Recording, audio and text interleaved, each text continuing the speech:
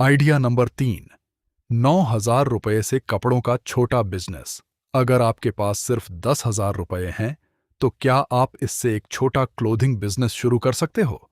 मान लो आपके पास 10,000 रुपये हैं, आप 9,000 रुपये का स्टॉक खरीदते हो और 1,000 रुपये अपने दूसरे खर्चों के लिए रखते हो।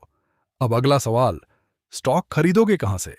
दिल्ली में सरोजनी नगर जैसे होलसेल लो कॉस्ट मार्केट्स में जाकर लेडीज क्लोथिंग के अलग अलग डिजाइन्स और प्राइस पॉइंट्स कंपेयर कर सकते हो।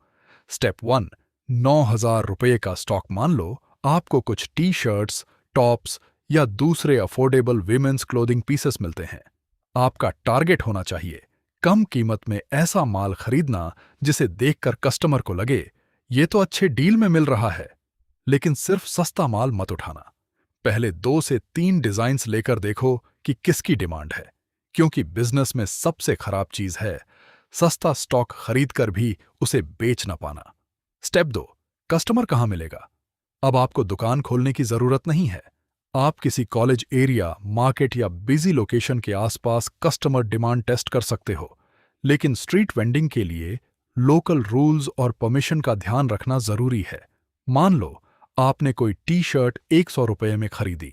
अगर मार्केट कस्टमर रिस्पॉन्स के हिसाब से उसे 499 रुपये में बेचना संभव है, तो ग्रोस मार्जिन काफी बड़ा हो सकता है।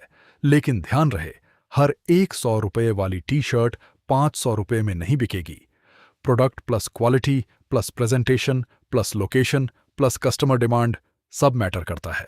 स्टेप 3, एक बार नहीं, रिपीट। अब असली बिजनेस यहीं शुरू होता है।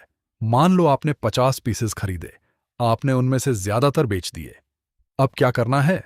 जो डिजाइन्स बिके वही दोबारा खरीदो, जो नहीं बिके उन्हें डिस्काउंट करके कैश वापस निकालो। फिर वही पैसा वापस स्टॉक में लगाओ, यानी बाय, सेल, प्रॉफिट, री इन्वेस्ट, रिपीट। यही छोटा सा साइकिल धीरे धीरे बिजनेस बनाता है। पहला 1,00,000 रुपये। आपका पहला गोल ये नहीं होना चाहिए कि 9,000 रुपये को जल्दी 1,00,000 रुपये बना दूंगा।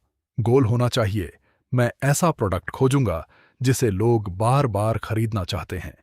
क्योंकि एक बार आपको प्रोडक्ट और कस्टमर समझ आ गया, तो 10,000 रुपये का छोटा बिजनेस भी धीरे धीरे बड़ा किया जा सकता है।